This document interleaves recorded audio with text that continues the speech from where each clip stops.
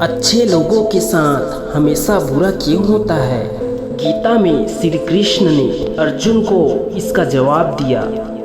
आप लोग महसूस किया होंगे कि जो लोग अच्छे कर्म करते हैं वो परेशान रहते हैं, जो बुरे कर्म करते हैं वो खुशी से रह रहे होते हैं। अच्छे कर्म करने वाले हमेशा क्यों परेशान रहते हैं? आखिर उन्हें इतनी परीक्षा क्यों देनी पड़ रही है, जबकि जो अधर्म के राह में है वो खुश है और जिंदगी का लुत्फ उठा रहे हैं। अगर आपके भी मन में ये सवाल आए हैं तो आज हम बताएंगे। उससे पहले वीडियो को पूरा जरूर देखिए। दोस्तों, ये जवाब वो है जो गीता में लिखा हुआ है और श्री कृष्ण अर्जुन को दिया है। भगवद गीता में वर्णित है, जब भी अर्जुन के मन में कोई दुविधा होती थी और वह भगवान श्री कृष्ण के पास पहुंच जाते थे।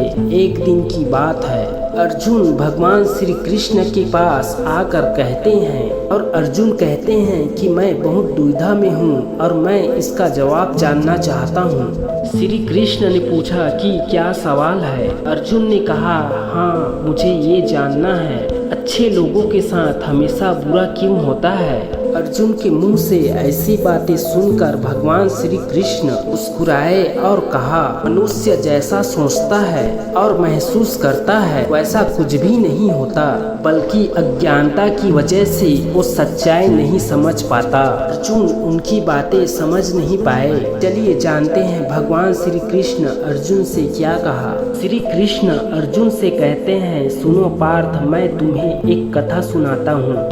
उसे सुनकर तुम समझ जाओगे कि हर प्राणी को के कर्म के हिसाब से फल मिलता है। प्रकृति हर किसी को राह चुनने का मौका देती है।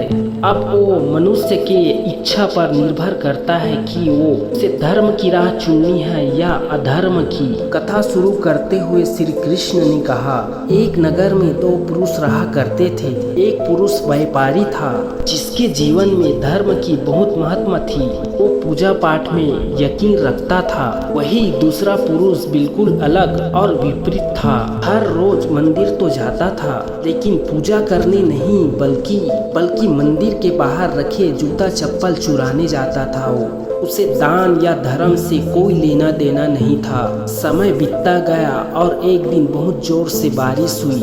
इस वजह से मंदिर में पुजारी के अलावा और कोई भी नहीं था। ये बात जब दूसरे पुरुष को पता चली तो उसने सोचा कि यही सही मौका है मंदिर का धन चुराने का। पंडित से नजर बचाकर उसने मंदिर का सारा धन चुरा लिया। उसी समय धर्म कर्म में विश्वास करने वाला व्यक्ति मंदिर पहुंचा। दुर्भाग्य से मंदिर का पुजारी उसे ही चोर समझ लिया और चिल्लाने लगे। वहाँ लोग एकत्र हो गए और उसे बहुत मारा। किसी तरह वह बचते बचाते वहाँ से निकला तो भाग्य ने उसका साथ वहाँ भी नहीं छोड़ा। मंदिर के बाहर वह एक गाड़ी से टकरा गया और वहीं घायल होकर पड़ा रहा। फिर वह कैसे भी करके उठा और चलने लगा। उसे जाते जाते रास्ते में वही इंसान मिल गया जिसने मंदिर से सोना चांदी चुराए थे और उसने कहा कि आज तो मेरी किस्मत ही चमक गई जो एक साथ मुझे इतना सारा धन मिल गया। ये सब देखकर उस सज्जन आदमी को बहुत बुरा लगा। उसने अपने घर में लगे सारे भगवान की तस्वीर निकाल कर फेंकने लगा। कुछ सालों बाद दोनों पुरुष की मृत्यु हो गई। मरने के बाद जब दोनों यमराज की सभा में पहुंचे और भले पुरुष ने दूसरे व्यक्ति को जब देखा उसे बहुत गुस्सा आया। उसने क्रोधित होकर यमराज से पूछ ही लिया, मैं तो हमेशा अच्छा कर्म करता था, भगवान में विश्वास रखता था, उसके बदले मुझे जीवन भर मार और दर्द और पीड़ा के अलावा मुझे कुछ भी नहीं मिला और इस व्यक्ति को सोने से भरी हुई पोटली मिल गया। भला ऐसा क्यों और ऐसा भेदभाव क्यों? इस पर यमराज ने कहा, पुत्र तुम गलत समझ रहे हो। इस दिन तुम्हारी गाड़ी से टक्कर हुई थी, वो दिन तुम्हारे जीवन का आखिरी दिन था, परंतु तुम्हारे अच्छे कर्म की वजह से तुम्हारी मौत सिर्फ एक छोटी सी चोट में बदल गई। तुम इस दुष्ट व्यक्ति के बारे में जानना चाहते हो? दरअसल इसके भाग्य में राजयोग था। अगर इसके कुकर्मों की वजह से और अधर्म की वजह से वो सिर्फ एक छोटी सी धन की पोटली में बदल गया।